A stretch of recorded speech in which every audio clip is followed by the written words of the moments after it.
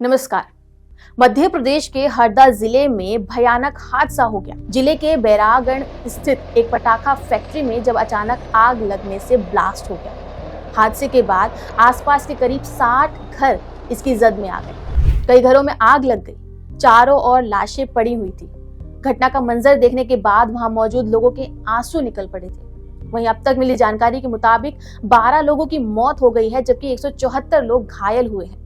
यह हादसा मध्य प्रदेश की राजधानी भोपाल से लगभग 150 किलोमीटर दूर हरदा शहर में हुआ था। यह हादसा इतना भीषण था कि राज्य सरकार को इसके लिए सेना के हेलीकॉप्टर की मदद लेनी पड़ी ताकि लोगों को वहां से बाहर निकाला जा सके। इस हादसे में घायल हुए लोगों को जिला अस्पताल पहुंचाया गया ताकि उनका इलाज करवाया जा सके। इस बीच एक और खबर सामने आई कि पटाखा फैक्ट्री को कुछ समय पहले अपर कलेक्टर ने सील कर दिया था, लेकिन नियमों की अनदेखी करते हुए और प्रशासन के नाक के नीचे इसका संचालन किया जा रहा था, जिसकी वजह से ये बहुत बड़ा हादसा हुआ।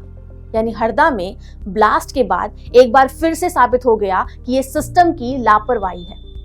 इतनी बड़ी पटाखा फैक्ट्री अवैध रूप से चल रही थी, लेकिन प्रशासन सो रहा था। घटना के बाद सरकार की तरफ से कार्रवाई को लेकर बड़ी बड़ी बातें हो रही हैं, लेकिन पिछली घटनाओं से कोई सबक अभी तक नहीं लिया गया। बीते 9 सालों में मध्य प्रदेश में 12 ऐसी बड़ी घटनाएं हुई हैं, जिसमें 163 लोगों की जान अब तक जा चुकी है, लेकिन अवैध फैक्ट्रियों के संचालन पर रोक नहीं लगी है। आइए आपको मध्य प्रदेश में घटी सिलसिलेवार घटनाओं के बारे में बताते हैं। हरदा से पहले दमोह में 31 अक्टूबर 2023 को अवैध पटाखा फैक्ट्री में विस्फोट हुआ था। इसमें 5 लोगों की मौत हुई थी और 8 लोग घायल हुए थे। ये अवैध फैक्ट्री भी रिहायशी इलाके में चल रही थी। इसमें फैक्ट्री मालिक की मौत भी हो गई थी। इस फैक्ट्री के बारे में बताया गया कि यहाँ काम करने वाली ज्यादातर महिला मजदूर थी। वहीं 20 अक्टूबर 2022 को मुरैना में एक अवैध पटाखा फैक्ट्री में ब्लास्ट हुआ था। इस हादसे में 4 लोगों की मौत और 7 लोग घायल हो गए थे। इस हादसे में एक ही परिवार के लगभग 3 लोगों की मौत हुई थी। इससे पहले 13 अप्रैल 2022 में शिवपुरी जिले में भी एक अवैध पटाखा फैक्ट्री में ब्लास्ट हुआ था, जिसमें 4 लोगों की मौत हुई थी और 6 लोग घायल हुए थे। घटना बदरवास में थी। मृतकों में 2 बच्चे भी थे। नवंबर को 2020 में मुरैना जिले में जिगनी गांव में भी ब्लास्ट हुआ था। इसमें पति, पत्नी और बच्चों की मौत हो गई थी। पटाखा बनाने के लिए बारूद का इस्तेमाल किया जा रहा था। ब्लास्ट के बाद मृतक का मकान भी गिर गया था। एक और घटना है 25 अक्टूबर 2019 की, जहां ग्वालियर के एक गांव में अवैध रूप से रखे विस्फोटक में ब्लास्ट हुआ था।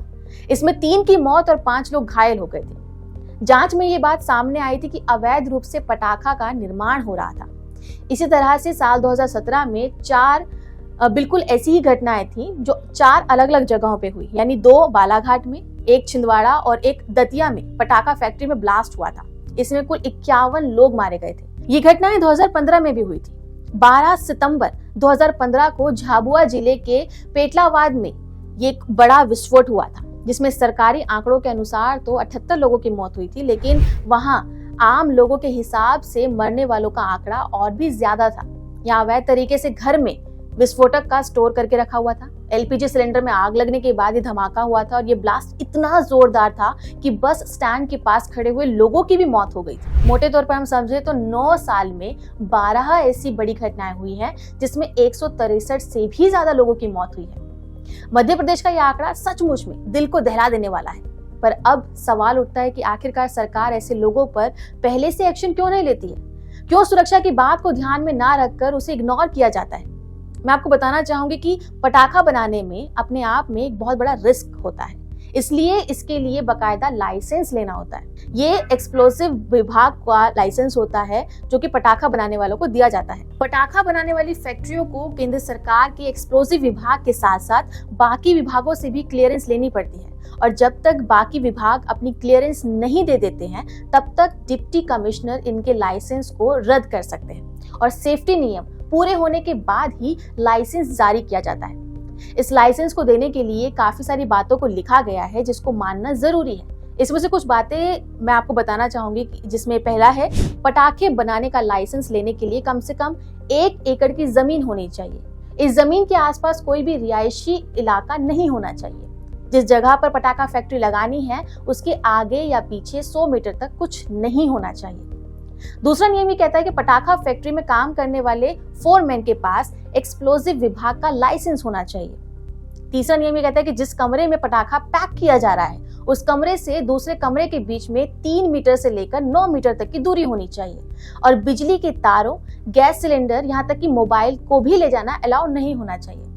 इसके अलावा ये भी कहा गया है कि पटाखा बनाने वाले कारीगरों का मेडिकल टेस्ट करवाना भी जरूरी है। अवैध पटाखा बनाने पर देश में कानून कड़ा है। अगर इन नियमों का कोई पालन नहीं करता है तो एक्सप्लोजिव एक्ट 1884 की धारा 9B के मुताबिक अवैध पटाखा फैक्ट्री चलाने पर 3 साल की सजा और जुर्माने का प्रावधान है, या कुछ स्थिति में दोनों भी हो सकते हैं। आपको बता दूं कि समस्या सिर्फ इतनी नहीं है, क्योंकि एक सर्वे रिपोर्ट ये बताती है कि पटाखा फैक्ट्री में काम करने वाले 92% मजदूरों को पटाखा बनाने की ट्रेनिंग ही नहीं दी जाती, जबकि 97% मजदूरों को सिक्योरिटी किट जैसी सुविधाएं भी नहीं मिलती हैं। यह हाल तब है जब भारत पटाखा मार्केट से 10,000 करोड़ रुपए से भी ज्यादा की कमाई करता है। ऐसे में सोचना जरूरी हो जाता है कि आखिर कब सरकार या सरकारी कर्मचारी इस बनाए हुए नियम को ही ध्यान में रखकर कार्यवाही करेंगे, कब लोगों में कुछ गलत करने से पहले मन में डर आएगा, कब मजदूरों को यूं अपनी जान को दांव पर लगाने की जरूरत नहीं पड़ेगी। जितनी जरूरत हादसे हो जाने के बाद आरोपी को पकड़ने की है, उसको दंड देने की है, उससे कहीं ज्यादा जरूरत हादसों को नहीं होने देने की है। आपका इस पे क्या कहना है, हमें कमेंट करके जरूर बताएं। नमस्कार।